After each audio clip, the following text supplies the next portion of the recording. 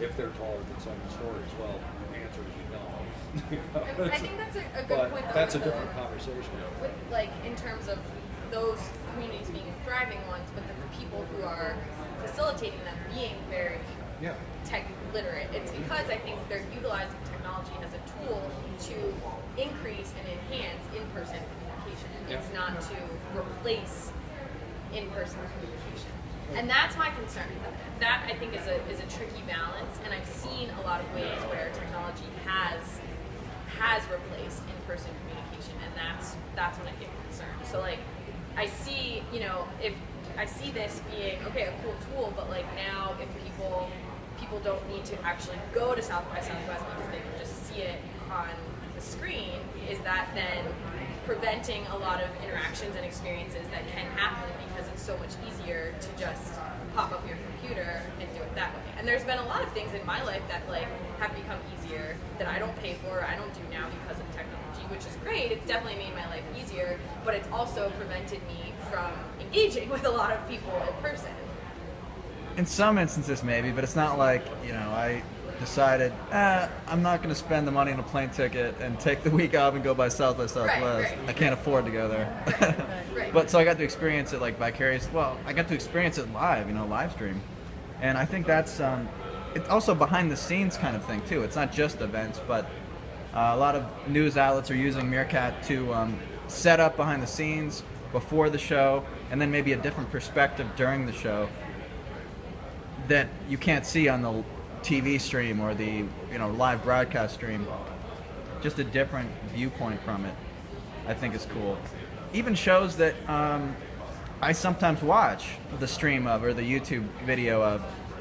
If I'm working, I'm not watching the show, or if I'm busy with something. But if I see a Meerkat pop up, then I'm watching shows now that I wouldn't be watching otherwise at that time. You know what I mean? Yeah, and I guess beyond Meerkat, my concern lies when like kids are texting their parents from upstairs in their homes, or like like those types of situations where like beyond the different apps that exist, like the ways that we are replacing in-person communication with technology because it's that much easier. That is becoming an increasing issue that a lot of academicians are looking at in terms of how that is affecting even our capacity to interact interpersonally. One of my thinkings is if you take this all away, New Leaf collapses into somebody's basement or apartment, the space goes away, the conversation that we're having goes away. And the question is, if you had the opportunity, would you rather be here or someplace else? In terms of buying a ticket to a conference in San Francisco, my primary reason for going to San Francisco would be to get out on the streets of San Francisco, in the old haunts that I know, and meet the people that I used to know there.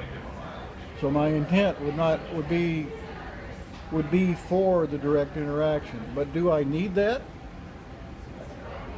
When I can find almost everything I need in the way of conversation within a 10-minute bicycle drive from where I'm sitting right now, why should I go there when I can do it here?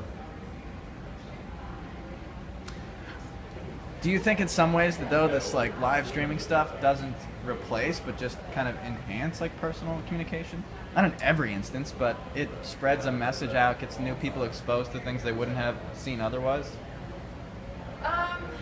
At first exposure, perhaps, but like if it then becomes a learned response where it's like, oh, well, I don't need to go there because I can just watch it through a live stream, and the person is 10 minutes down the street, then like, yeah, I think that's a problem, and I wouldn't want it to be used in that way. And I think, my point being that technology can be a tool. It's not inherently bad, but it depends on how we utilize it.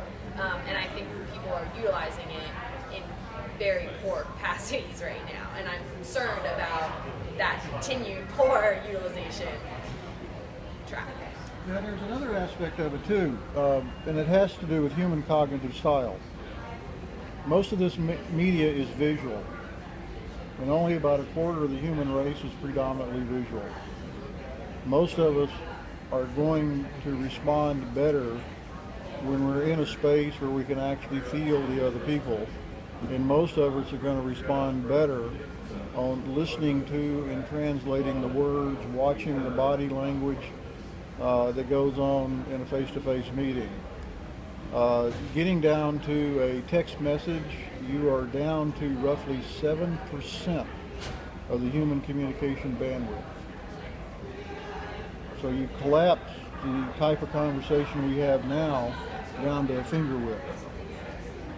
So there are real limitations to that. The other side of it is, and Walter Isaacson, who wrote the Steve Jobs biography, just came out with a new book that he was working on before he did that called Innovation. And one of the things he does in there is he tracks the entire history of the digital evolution. And one of the things that I would recommend is if you think this is wonderful, you need to get into those years between Turing and the beginning of the personal computer and find out what those pioneers were trying to do with digital technology. And what their objective was to augment human intelligence, not replace it. And that has become the real issue today, whether we're creating an alternative or whether we're expanding who and what we are. So I'm recommending Walter Isaacson's Innovation.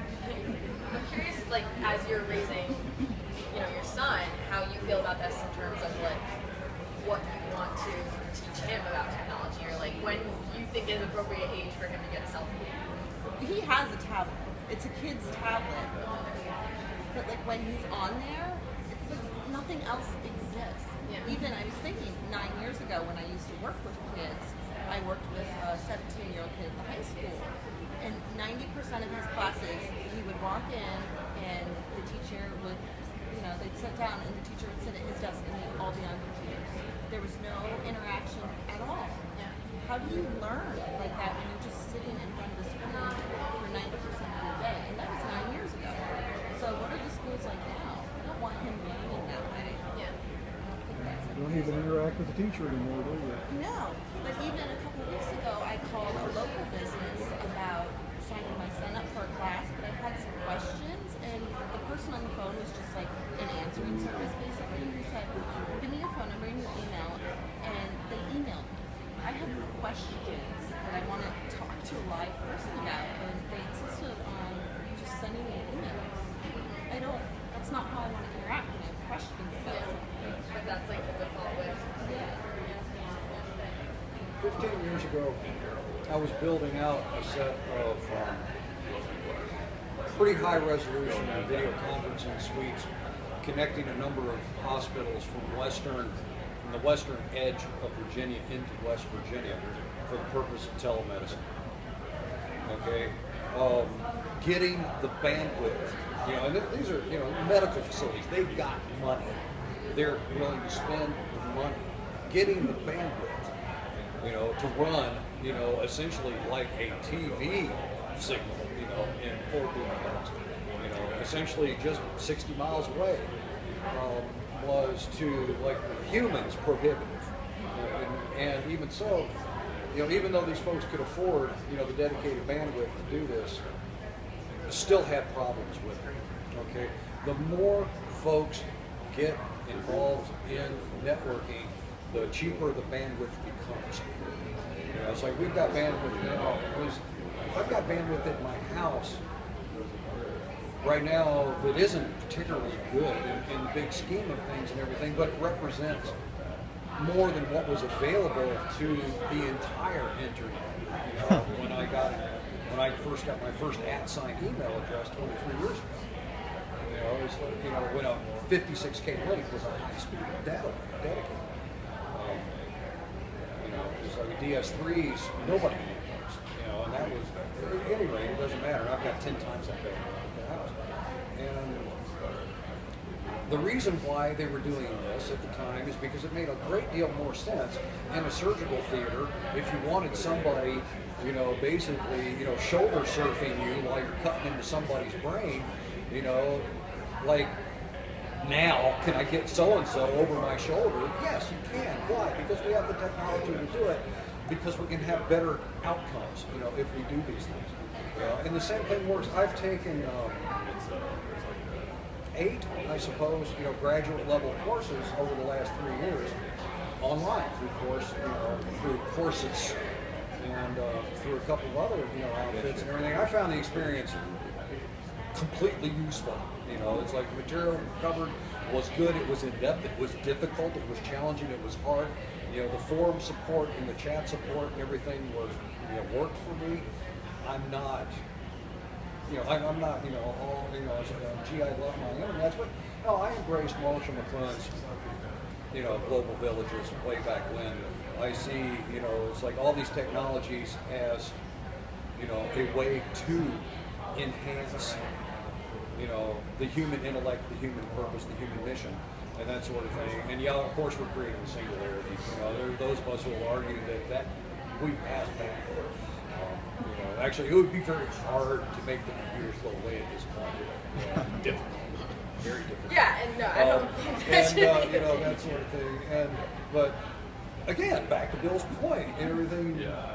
This stuff is an augmentation of. It is not a replacement of.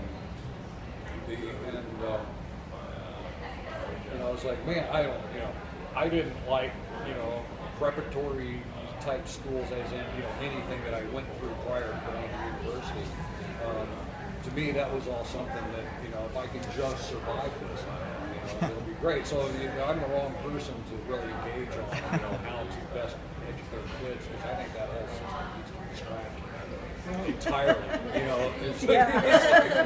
The thing is that there are a lot of groups around that are really focusing on this, because multinational corporations particularly have to put teams together that may be all over the globe, and there are people who may or may not personally meet once, but they are looking at how to create these virtual teams, and there are dynamics. This is an emerging understanding of how they work. There are dynamics that are coming out of this that are redefining the way that you put a group of people together to work. And some of it is the technology. You can Skype or use visual conference forms where you can have a face-to-face interaction to a degree. But what they're looking at is not so much how the technology is working, but how the human psychology is working. So they're looking at a whole new way of putting their teams together in terms of the values that they're using to achieve what they're doing. Of course, the difference is that these are businesses, and they can't do it just because it's fun. If they are not effective, then they lose their jobs, their businesses go out of business, etc. So they have a real powerful incentive to make these things work. So there's a lot of difference between just being involved like this and being committed to where your future depends on how well you interact with the other people in your group, whether they're immediate or virtual. Well, like I said, there's a tremendous amount of stuff that's coming out of this that I'm finding very encouraging. What about you guys? How is it? How have you seen it change, or what are your current feelings on the role of technology? Oh, I think I just echo pretty much what everyone is saying. It's an incredibly fantastic, useful tool. It can connect people that would never connect, but it's obviously not appropriate if this is what you want to accomplish. Yeah, it's just the right tool for the right job. Yeah. Well, we've increased Startup Coffee by 6 currently. Got 6 people watching. 600% growth. Oh, we're boosting That's now. like, that's pretty huge. And I'm okay with just recording this because I have nothing useful to contribute anyway, so I might as well hold a camera and grow our network. There we go. Growing our network through Meerkat. Well, put in a pitch. Invite all these people to come down to New Leaf. I don't know where these guys are from though. They're like maybe out of the country. Australia. From all over here.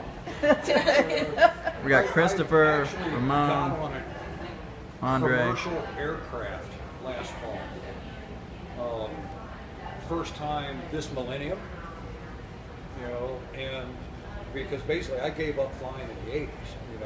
There was a short period of time where I actually had to do a lot of flying in the 90s, but basically I gave it up because the experience is so it's just not pleasant. We want to go back to Switzerland. I haven't been back to Switzerland